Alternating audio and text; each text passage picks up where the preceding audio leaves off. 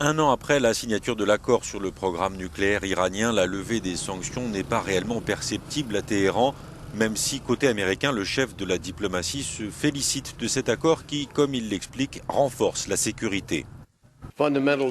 Fondamentalement, je pense que le monde peut être fier du résultat de cette longue et compliquée négociation multipartite qui fait que cette région est moins volatile et le monde plus sûr en termes de prolifération nucléaire. L'accord a été trouvé à Vienne aux premières heures du 14 juillet 2015. Après 12 années de négociations, l'Iran s'engage à freiner son programme nucléaire et, en échange, l'ONU, les États-Unis et l'Europe acceptent de lever progressivement les sanctions liées à ce programme nucléaire, sanctions qui pèsent sur l'économie iranienne. Le président iranien Hassan Rouhani espère alors que l'accord puisse relancer l'économie de son pays, mais les incertitudes juridiques ne sont pas pour autant toutes levées et le retour en Iran des investisseurs se fait toujours attendre.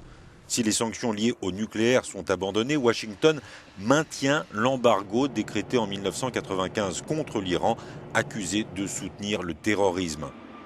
En conséquence, les tractations en vue de commande d'avions se heurtent à des difficultés de financement et ainsi l'Iran n'a pas obtenu les crédits pour payer les 118 Airbus commandés.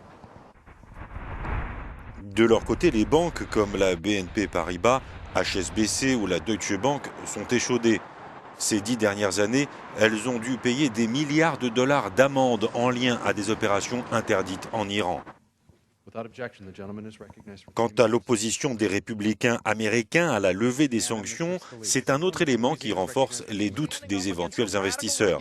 À Téhéran, un an après la signature de l'accord, le président se dit prêt à changer d'avis si les engagements ne sont pas respectés.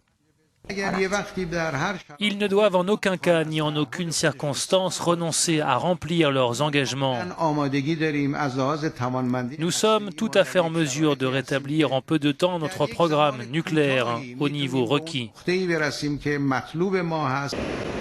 L'Union européenne estime pour sa part que la levée des sanctions liées au nucléaire doit profiter au peuple iranien, mais précise que Téhéran doit aussi lever les obstacles liés à sa politique économique et fiscale, son environnement des affaires et l'état de droit.